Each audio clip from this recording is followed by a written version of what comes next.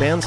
Welcome to Boom and Gloom, where we talk about the boom, the good, and the gloom, the bad, of Columbus Blue Jackets hockey.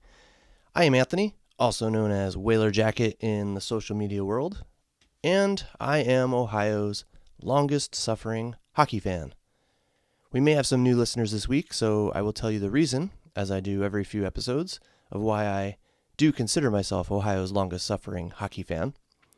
Before I became a Jackets fan, I grew up in the state of Connecticut as a fan of the Hartford Whalers.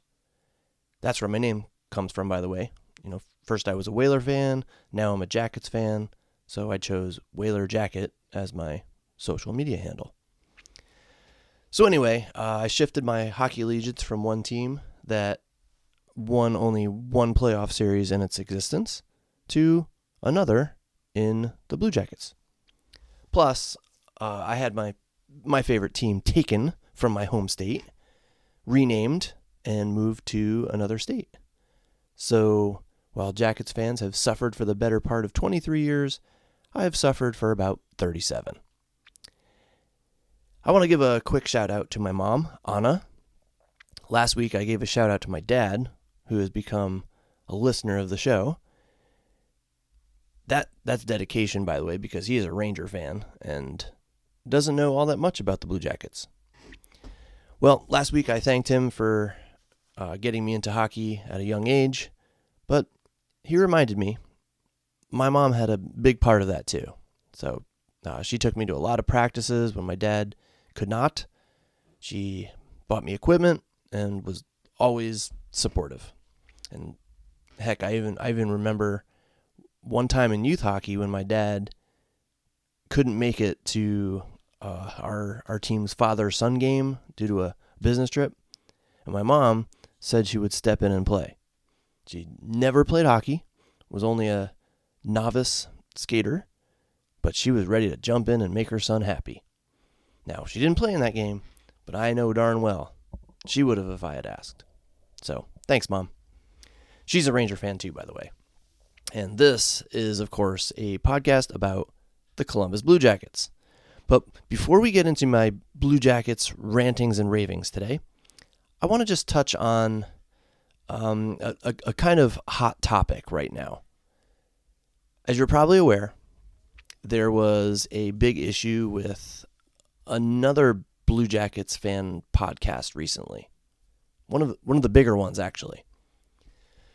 I'm not going to go into details, but I wanted to mention 4 things, especially if I have some new listeners today who are giving Boom and Gloom a shot. Excuse me. Number 1, this podcast will always be 100% family friendly. Okay, you never have to worry about off-color humor, adult-oriented comments, or bad language. Number 2, for the most part, everyone at some point in their lives, they say something they don't mean and thoroughly regret. I can think of several examples right now off the top of my head. Things I have said and I regret. We are all human and make mistakes, sometimes terrible ones. And I think it's important that we learn from those mistakes. And it's also important, at least in my opinion, that human beings give other human beings a chance to redeem themselves. Forgiveness can be hard sometimes, but it is also very possible. So make your own decisions, form your own opinions, but that's just my take. Number 3, kudos to all the CBJ fans out there who stepped up in light of all this and donated to Patrick Laine's foundation. Last I heard, over $10,000 in donations were made. And that just shows what the Blue Jackets community is all about. And good on Johnny Gaudreau for stepping up to take over the donations from Laine, donating for every point. That is fantastic and heartwarming. So good on him. And number 4, I saw several responses from people who they made broad generalizations about fan-based podcasts, saying they're all stupid, none are worthwhile. People who are doing them, they're just looking for a cash grab or attention. So I wanted to let everyone know why I disagree with that and what this podcast is all about. I live in Troy, Ohio. Not exactly a hockey hotbed. I play in an adult hockey league, and I work at the ice arena here in town, Hobart Arena. I work there part-time. Even doing all that, I really have no one to talk hockey with. I mean, my brother and I talk occasionally, but really I have no one out here that I can talk hockey with. And I've been around the game a long, long time. I feel I have a lot of hockey experience and knowledge to share as someone who plays, as someone who is coached, as someone who watches games religiously, as someone who works at an ice arena, and even as someone who sharpens hockey skates out of his home, which I do. I live and breathe hockey, and I just enjoy talking about it. That is why I do this podcast. I'm not looking for advertising revenue. I'm not hoping for a mass following. I think the most I ever had listened to an episode was 12 people, I think. And I think I've had as little as 2. I'm not in this for fame and glory, all right? I just enjoy talking hockey. It's fun. It's fun for me. And if there are a few people who enjoy listening to me, what I have to say, or a couple of people willing to come on my show and talk with me, that makes me happy. So I admit I was a little offended by some of those negative comments I read about fan-based podcasts. There are several Blue Jackets themed ones out there, and if they're anything like mine, we just love our team and enjoy talking about them. That's it. So the people out there that were making those negative comments, shame on you. I mean, we all have our hobbies. We all have the things we enjoy. I'm not going to knock you for collecting sports cards or sports memorabilia, or if you are a collector of what are those things? Those Christmas Village things. My uncle used to collect those. It's a hobby. It's something we do for fun. That's it. So if you're listening to this, and there goes my phone. So if you're listening to this and you want to come on as a guest sometime, contact me. If you're listening and think I can be doing a better job, let me know. If you can do it respectfully. Maybe even come on yourself and talk CBJ hockey with me. And hopefully I can change your opinion about fan-based podcasts. Speaking of guests on my show, last week I had Mara at CBJ Fan 5477 and Mark at Mark Carell 2. I had them on as guests for the second time. They are awesome to talk to, by the way.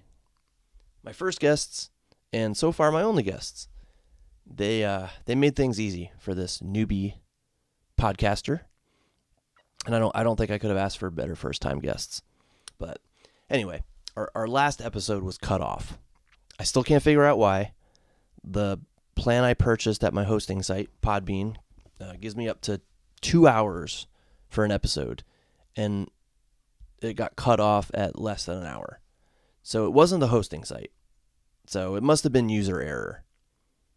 So I'm still learning, gang.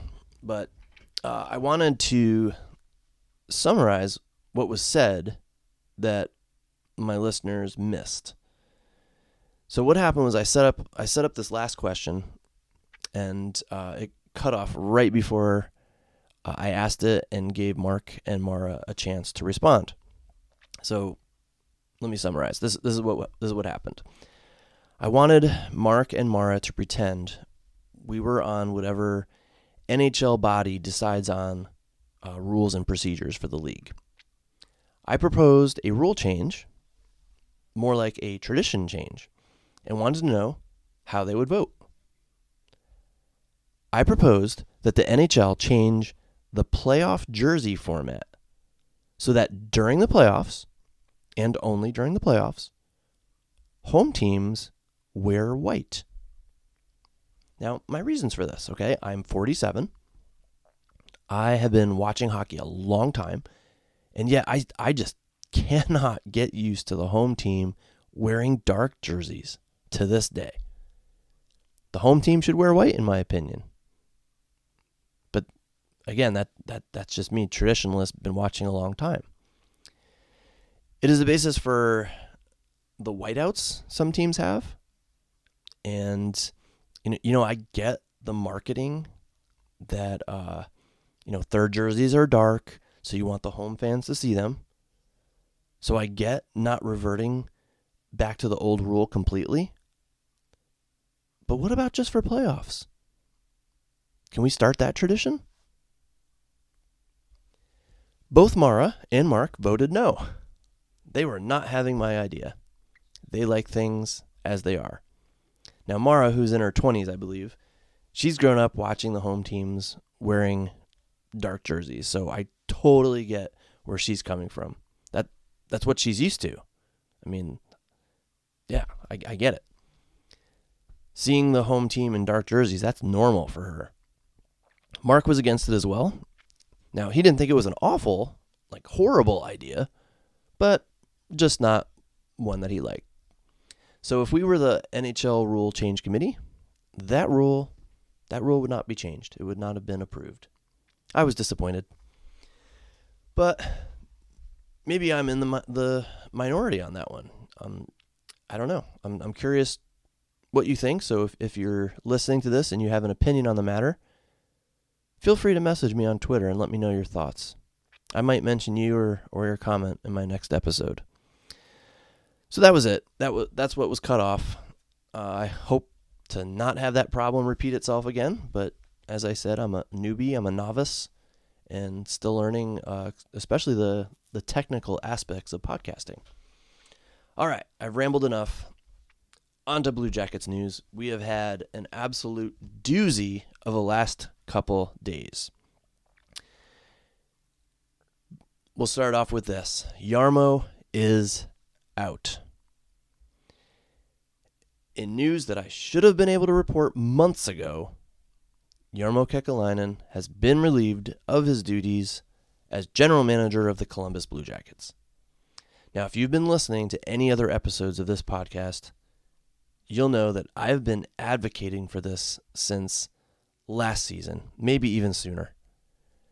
Jarmo did a lot of good things here. He really did. He loved and defended this city.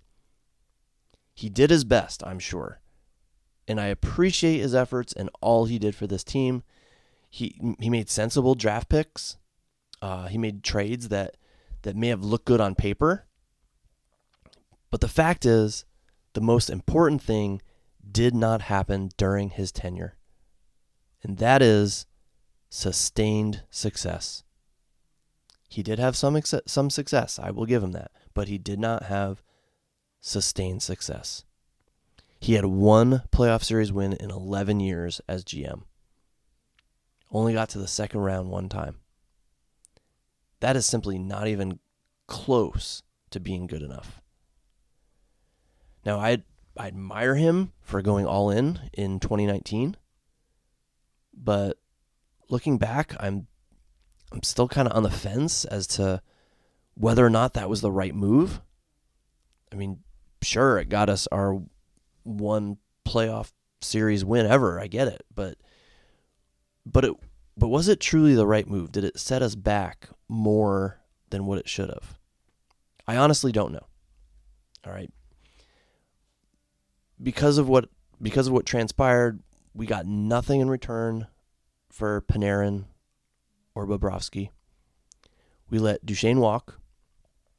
Dzingel, he amounted to a complete waste of draft picks. Now, I've read that some people out there believe that that year's team was good enough to make it to the Stanley Cup final. Had Boston not got the best of us, they would have made it to the Stanley Cup final. Maybe they were. I don't know. But you know what? They didn't. And in the NHL, all that matters is results. And Jarmo simply did not get the results. 5 years later, we still haven't been back to the playoffs. And I can't tell you there's a great chance we will make it back there in 6 with this team that Jarmo built. Jarmo made 79 total trades during his time here and drafted 74 players. He handed out over $1 billion in contracts.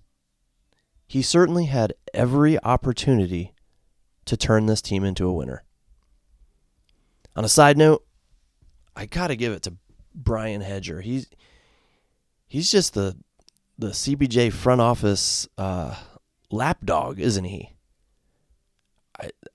He had the audacity to tweet out in quotations as to indicate sarcasm that Jarmo didn't win enough, along with a screenshot of the team's record and accomplishments during Jarmo's tenure here. No, Mr. Hedger, he did not win enough. That is I think it was the 9th worst record among all NHL teams during that time span. 9th worst record and only one playoff series win in over a decade. No, he did not win enough, Mr. Hedger. And look at Jarmo's overall record. 410 wins, 362 regulation losses, and 97 overtime losses. That's a losing record. If you count the overtime losses as what they are, losses, that is a losing record. No, Mr. Hedger, he did not win enough. And I'm just astounded that someone can defend Jarmo like that. I mean, yeah, he did some great things. I get that. But NHL general managers have been fired with far better showings than Jarmo. I can't think of another NHL city off the top of my head whose team would have let a GM with this level of only minor success last as long as the Jackets let Jarmo stick around. It's just that this team seems to accept mediocrity, and the so-called reporter on their payroll just promotes that, I guess. I don't know. All right. Many people, including myself, are questioning the timing of this firing, with it being so close to the trade deadline and with the team just continuing with their record that they've had pretty much all season. I mean, why now? The team has been floundering since basically the beginning of the season. I mean, this change could have been made months ago, and in my opinion, should have been made months ago. Instead, they waited until just weeks before the trade deadline. And I find that odd. But at the same time, and I don't know the timeline behind all this, okay? I don't know, honestly, how long this type of process takes. But I think it should have been made months ago.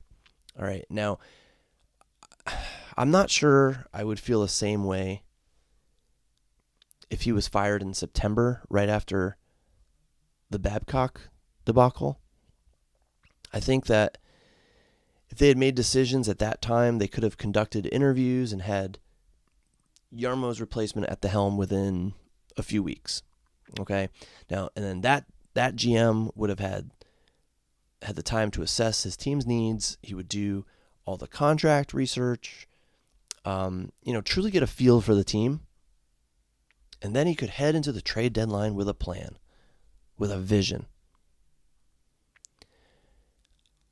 I just think this team is in just as bad of a position right now with John Davidson and the other hockey ops personnel running the show, because they may or may not have the same ideas for the future path of this team as Jarmo had. So, all right, as an analogy here, this situation is like what happened to me last year during my last school year. Okay, I'm an elementary school teacher, by the way. So last year we had our principal take a new job in another district in the fall. So a couple months into the school year. So our district had to hire an interim principal. Now that principal came in and did an admirable job. But he couldn't really make any big changes because that would have given us 3/4 of the school year to get used to all those changes. And then someone else would come in and take over as principal this year. And to be honest, we didn't want that interim principal putting his mark on our school. He knew, and we knew, that he was a temp. So that's what's going on here. Okay, now you can argue, but JD is sticking around. He's not a temp. Yeah, maybe. But do we really want him in charge of handling the trade deadline deals? I'm not sure if I do. And speaking of John Davidson, I did read that he had some serious health issues, and the organization wanted to wait until he was healthy to go through the firing process. But I didn't read a whole lot about that, so I don't want to comment on something for which I don't have all the information. That's just what I've heard. So who do the Jackets hire as the next GM? I was happy to read that they will be first seeking someone outside of the organization, because I think that's what we need. All right, I think the last thing we need is Rick Nash jumping into the fray as GM. I do not want that at all. And Basil McRae and Josh Flynn, they don't exactly fill me with confidence either. And I'm not sure how I feel about Chris Clark moving up from the AHL in Cleveland either. He seems to have he's done a very good job at the AHL level, but I really think they need to get someone outside of the organization. Someone with a fresh perspective and someone who's been part of a very successful organization themselves. There's one person that comes immediately to mind, and someone who has been the talk of extensive speculation as someone who's due for a head GM position in the NHL, and that someone is Matthew Darche. He is a former Blue Jacket, albeit for a short amount of time, but he is currently the assistant GM of the Tampa Bay Lightning, a very, very successful franchise. They're a team that has built a consistent winner, but perhaps maybe trending downwards. Okay, they weren't as dominant as they were in the past few years. So I think this would be a perfect time for Darche to take the reins here in Columbus. He's been part of a team that was built to be a perennial contender. He knows what it takes to win. He's fairly young. I think he's my age. He's probably itching for his turn to make his mark in the NHL as a GM. So he offers an outsider's perspective, but yet has some history with the organization. So at this moment, without admittedly doing much research on the subject, Matthew Darche is my choice for GM. Now, I'm hearing a lot of good things about the guy out in Carolina, Tulsky, I think his name is. So I'm going to do some research on him next. All I know is that I'm very excited about this news, all right? I don't mean any disrespect for Jarmo.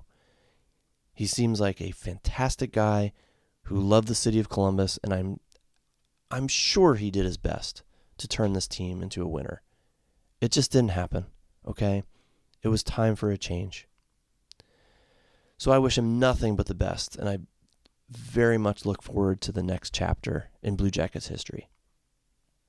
One thing I learned this morning, any new GM hired from another NHL team's payroll cannot participate in this summer's draft. Kind of like having a non-disclosure agreement. So that was news to me. And it means that whatever the timeline is for hiring a new GM, it looks like JD and OMG, Mike Priest and Josh Flynn and Basil McRae and others in the organization, they're the ones that are going to be making the decisions on how this team moves forward with regard to the trade deadline. Okay, so that was my long segment on Jarmo. What else? Outdoor game. Now, last week, Mara, Mark, and we discussed that last week's episode when it was more of just a strong rumor. Now it is almost official. It was announced by several reputable sources, including John Buccigross. March 1st, 2025, next season, there will be a game at Ohio Stadium between the Jackets and the Detroit Red Wings. Very excited for this, and will do everything in my power to make sure I attend that game. It's going to be a spectacle. It's going to be an event. Like when TV shows want to try to make a certain episode of their show seem more important, they call it a television event. Not a show, an event. Well, this is a Blue Jackets event, not just a game. It's an event. And I hope to be there. Who knows if and when we'll ever get this opportunity again.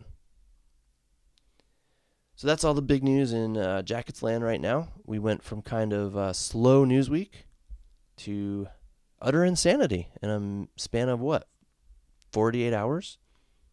First the Line A podcast news, then the outdoor game, then the Jarmo news.